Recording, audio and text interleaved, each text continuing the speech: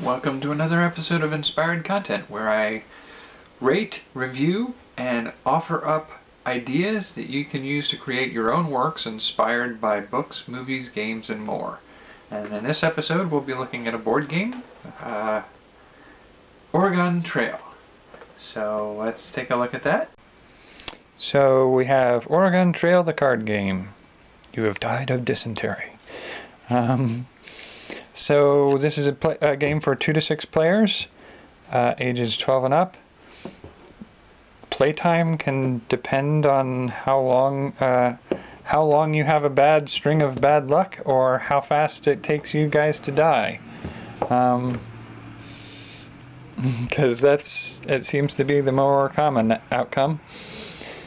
You basically have 3 decks of cards. You have the Trail, the Calamity, and the supply cards. You have a die, so let's get a look at gameplay.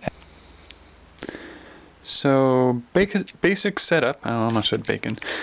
Basic setup of this game involves each player playing gets a hand of trail cards that are 5 cards, and then a hand of supply cards that are, if 6 players are playing, they get 3 cards. If 5 players are playing, they get 4 cards each. And if 2 to 4 players are playing, I have 3 set up here. So 2 to 4 players gets 5 supply cards each in their hand. And they're supposed to look at their own hand, but I guess they don't see everybody else's. And then the Calamity deck is off to the side. The remaining trail cards are off to the side as a draw pile, and then the remaining supply cards are placed, sorted by item, and placed in a shop arrangement, so that when you get to a potential town or a fort, you may be able to resupply by purchasing supplies at those locations. And then you're starting in Missouri, and you're ending in Oregon. I guess the description says that the setup is the path is 5 cards long. So you want essentially 5 to 6 cards length between the 2 cards. And then during gameplay, you look at your hand and decide which cards you want to play to go into the next move. So, playing the game, the player born closest to Willamette Valley, Oregon, goes first by connecting any one trail card to the start card. So, start card. Play then passes to the left. So we've got a card here that states press spacebar to continue, draw a Calamity card. So what we do is go over here and we draw a card from Calamity. Extreme cold. The temperature is below freezing. Bundle up and beat the cold with 1 clothing card. 1 round of play without a clothing card and you have died of extreme cold. This next person, player 2, has the option of playing a card or playing a supply. Now what we've got here is we do have the close, so we can potentially play that to get rid of the Calamity card. It looks like I can do that for another player. So we discard that. The supply goes back into the store. And so player 2's turn was now used up. And alright, and so player 3, now that nobody else has any illnesses or catastrophes or calamities pending, can look through their hand of cards and find they'll have either a press spacebar in which you draw another Calamity, or they may have a regular card like this that doesn't have a Calamity attached. Or they could have a roll an even number to ford the river or roll an odd number and lose 1 supply card. Now here's the trick. I mean, we do have a dice die that came with the game too. It just seems to be a relatively standard die with just a nice aesthetic to it.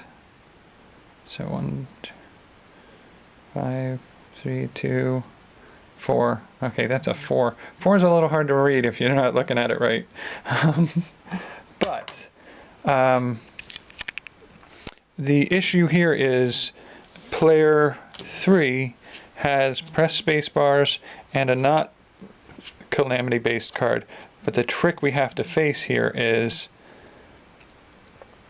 the card that doesn't have a consequence attached to playing it.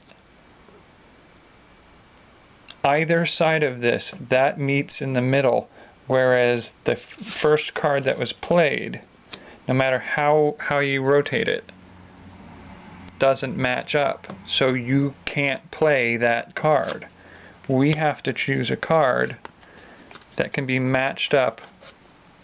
So that's a meets in the middle, no. Meets at the top, or meets at the bottom, maybe here. That's a top or a top. So this one can't meet it. That one won't either. This one might. I think that one works. So that's the one we have to play. And once you've done that, that says press spacebar to continue and draw a calamity card now. So we draw another calamity card, and we have a broken wheel. Roll 4, 5, or 6 to repair now. Roll 1, 2, or 3, and 1 spare parts card must be used to repair the broken wheel. So let's start there. Roll the die. 6. 4, 5, or 6 to repair now. We've repaired it now. Calamity card is discarded. So there we go. We're able to move on. And we're back to player 1. Player 1 happens to have a town card. And the town card, you have arrived in town, collect 1 supply card, or remove 1 calamity card from play. So you would put that there. And then I think we're going to go with a spare part. So we purchased 1 spare part. And then that turn is over. And then player 2 goes. Now we would do something like, say, any card can play off of a town or a fort or a start or finish. So I could play any one of these cards, but it looks like they're all, we have 1 press space bar and we have 1 roll, an even or an odd. So we roll, 6 is even, so roll an even number to ford the river. So we ford the river fine. If we had rolled an odd, it would be roll odd number and lose 1 supply card. So we would lose a supply from his hand. And then their turn is over. Player 3 goes. And again, because we're looking at a certain path that we have to follow, we would have to find a card that starts at the top and goes anywhere else on the other side. So that's a middle, but this player does not have a card that starts at the top. So the player has to draw a card from the deck, and they both, either direction you face it, starts at the bottom. So that player can't play a card to move us forward any. So it goes back to player 1, and player 1 has middle, bottom, bottom. So player 1 has to draw a card, and they can put it up here because it matches, and then they have to roll. We got a 1, so we got odd, we lost a supply. So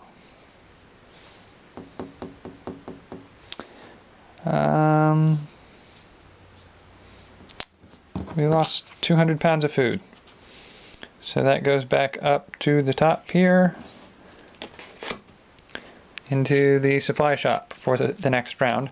And the next player goes, so we've got a middle of the row card there. Again, roll a die.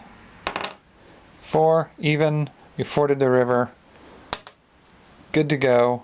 So what we've got now is bring this stack of cards all the way back.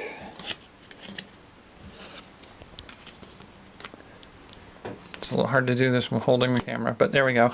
So now the top card on stack 6, or the 6 stacked cards, the top one is the one we play all the subsequent cards from. So we would do a card like that next, and then just progress through gameplay until you've gotten 10 sets of 5 cards. And that will get you to the end.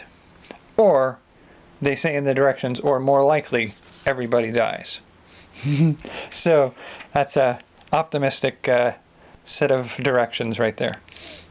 How would I rate this? This is, honestly, I feel like I need to get... It feels like it's unkind of me to give it this rating, but a 3.7 out of a 4.1. It's a 3.7 out of 4.1 because it's not a game that I feel like I would ever play again, honestly. Now, let's just the review portion here alone. It's the difficulty I have with this game is that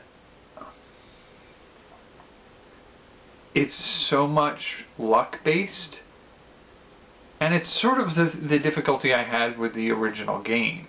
So I would say it's at least partially faithful to the original game, or at least, you know, yeah, I don't know. It's just a game that was okay. Have you played this, or have you played the original computer game? If so, what did you think? You can let me know down below. Do you think this is a game you would play regularly, or is this more a trip down the history of computer games for you? Alright, so now the ideas inspired by this game that I had. 1. It is, in all essence, a survival game. So, I feel like this could benefit from being a shorter game, and like basically make it about a third to a fifth as long. Make it a game you can play in 5 minutes. Doop doop doop doop doop. And I feel like taking it from the theme of you're in a wagon pulled by oxen and you're either going to starve, freeze, or get ill and die. Like that's not exactly riveting gameplay for me. So I feel like a spaceship being invaded by aliens would be a more fun version of that. Like your ship is now derelict in space and you've got to escape it, and you got to get to the escape pod and survive the potential, death by invading alien monster, some giant blob working its way through your spaceship, and you have to get to the escape hatch. That's, to me, a 5-minute game like that would be much more fun. So idea number 2, something more along the lines of like a gladiatorial rebellion. So you're trying to escape from the Colosseum, and in this case it's not so much a avoid the hazards of the alien monster to get to the escape pod, but this is more along the lines of pitching in some sort of combat mechanism so that you and a few other escape gladiators are trying to leave, and maybe a rival gladiator is going to try to stop you from getting out. But more likely, the thing you're going to encounter more often are various lions or whatever else animals they have in the Colosseum that are also free now, and they're going to attack you. Whether or not it makes sense for you to work together to escape, it doesn't even occur to a lion that's been kept in captivity and tortured. So, like, throwing in an element of that, I think, would be a way to add some flavor to the game and some challenge to win, some victory conditions rather than just getting from point A to point B without dying by random chance in the middle. Idea number 3, a horror survival game where everybody for themselves is the kind of the rule. The you know, are you in a haunted house, or you're camping in the woods and something's tracking you through the woods, and so you all have to escape for yourself. And it's sort of like you don't have to be the fastest, you just don't want to be the slowest. What kind of escape from horror approach do you use? Do you maybe put a mechanic in there where you can trip one of the other players so that it becomes the thing that the monster gets? Are you that person? Alright, and then number 4. This one is really just sort of like a strange twist, and this may be something, I don't know. My brain says it could be a game you can play with kids, but basically the idea is to be animals, foxes and pheasants and whatnot, and you're being hunted by trophy hunters or game hunters, and the question is, can you work together, or do you work individually to try to all get away? You can't hurt each other, but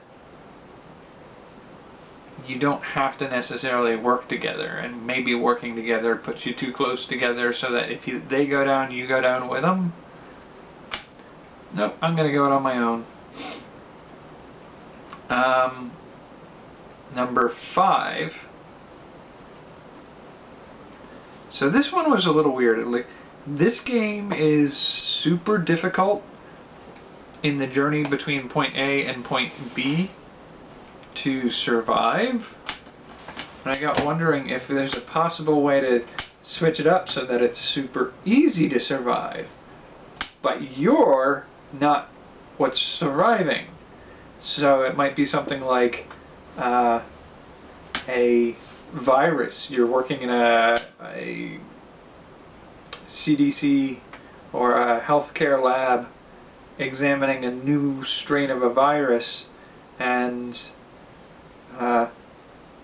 there's a quarantine break, or somehow the disease starts to get out, and now it's sort of like the trail is laying itself out, and this disease is going to get its way out into the world, and it's going to absolutely destroy all of humanity. You're actually serving as a means of trying to put things in the way of this disease getting out, and you're trying to make it lose. So it might be a little tricky to make that one work, but I think it's possible to pull off. And then 6. I'd like to see a conversion of other old school computer games. So like Zork or those types of games that we played way back when, I'd love to see them converted over to like a card or a tabletop game. I'd love to see some of those happen again, because some of those, they're very simple style games, but in their simplicity there was some fun with them. So, of these ideas, I kind of like, I think my favorite of these ideas is probably going to be, like, I do like escaping from the alien invasion ship. You're inside your ship and some monster or creature from outer space has gotten in, and now you're trying to get to the escape pods. It could be done with funny images as much as it could also be done with very serious sci-fi artwork. And I think also I kind of like the horror one. The idea that you're all, like, every person for themselves. You're either in a mansion or like you got into a group event and you went to a abandoned derelict asylum, and now you're being haunted and chased, and you know you're going to die. Are you going to be the one who survives out of the entire group? It's like that. What are the rules to survive in a scary movie? Well, can you make it through and get to the outside and escape the whole situation? Like, I think I could have fun with that. If you create anything inspired by any of these ideas, let me know on social media. I've got the links down below where you can let me know that stuff. The next video is a product and service category video. I will be covering the tripod I use on this camera, actually. And the next board game video that I will be doing will be Star Trek The Next Generation board game that I have. It looks like it might be a little not great, but I want to give it a look anyway. And hopefully you'll join me for some of those. And if you're interested in any other of my prompts, like books, movies, video games, product or services, taste tests, music or art, board games, I'm even including a health and well-being category now. If you're interested in any of those, you can check out my channel. And if you're interested in seeing more board game reviews and game creation prompts, I can point you over to the link up top here. Curious to see what kinds of things I'm working on? You can check the link down below for some of my daily live videos of projects that I'm working on. Alright, thank you for joining me. I hope to see you in a future episode. Take care. Okay.